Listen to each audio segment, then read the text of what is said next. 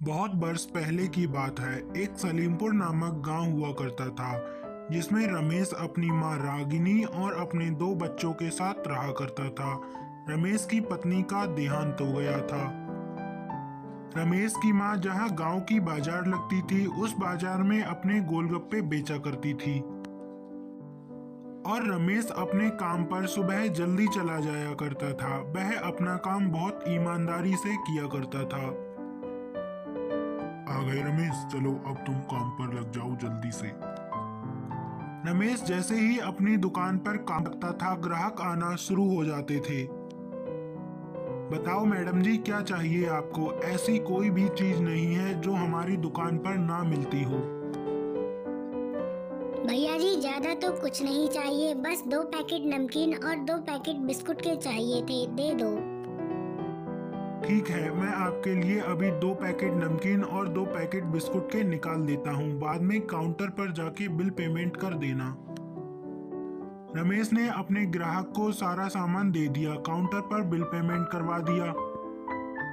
रमेश एक दिन में अपने 10-15 ग्राहकों को सामान बेच दिया करता था। इस बात से रमेश का सेठ बहुत ज्यादा खुश रहने लगा था।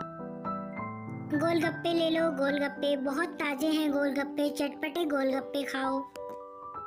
दादी माँ, आप इतनी जोर जोर से बुला रही हो लेकिन आपके पास गोलगप्पे खाने के लिए कोई नहीं आ रहा, मुझे 1 प्लेट लगा दो। बेटा, मैं इतने स्वादिष्ट और अच्छे गोलगप्पे बनाती हूँ लेकिन कोई खाने नहीं आता है। वह छोटी सी लड़की 10 रुपए देकर गोलगप्पे खाकर अपने घर की ओर चली जाती है। इतने में शाम हो जाती है। रागिनी भी अपने घर की ओर निकल जाती है। घर पहुंचकर रमेश का परिवार, रमेश और रमेश की मां रागिनी और रमेश के दोनों छोटे छोटे बच्चे एक साथ बैठकर हमेशा खाना खाया करते थे। वह खुश रहते थे। बेटा, अब तो हमारे बच्चों की स्कूल की फीस भी जमा होनी है, तू जल्दी से कोई काम कर ले। माँ, आप तो जानती हैं मेरे लिए कितने कम पैसे मिलते हैं और इतने पैसों में केवल घर का ही खर्चा हो पाता है।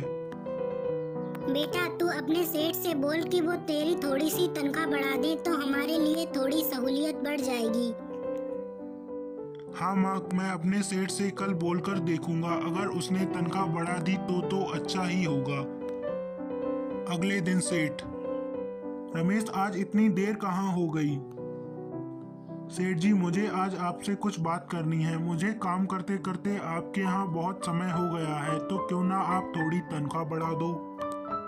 देखो रमेश, मैं तनख्वाह बढ़ाने के लिए मना नहीं कर रहा। मैं तुम्हारी तनख्वाह भी बढ़ा दूंगा और हिसाब भी कर दूंगा, लेकिन तुम काम अच्छे से करो।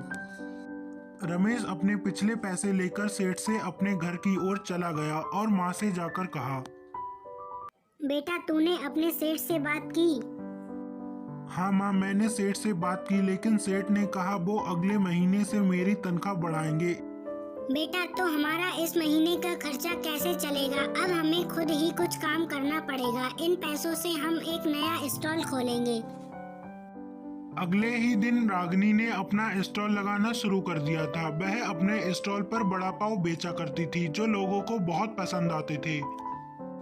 अब रागिनी के पास लोग दूर दूर से बड़ा पाव खाने आने लगे थे, तो रागिनी को बिल्कुल भी घमंड नहीं हुआ था। वह अपने बड़ा पाव बहुत स्वादिष्ट बनाती थी और बेचती थी।